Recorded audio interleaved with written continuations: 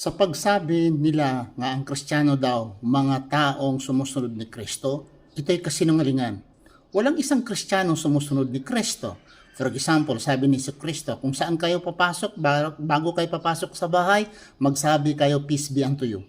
Assalamu alaikum sa mga Muslim. Si Kristo, nag-aayuno. Pag-aayuno niya, nag-aayuno ang mga Muslim. Pareho sa pag-aayuno niya. Ang mga Kristiyano, pareho ba ang pag-aayuno niya? Pagdarasal ni Kristo, 26, versikulo 39, nagpatira pa si Kristo.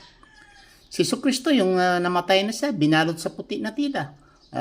Juan 20, versikulo 7. Si Mary, yung pananamit ni Mary, pananamit ng mga Muslima.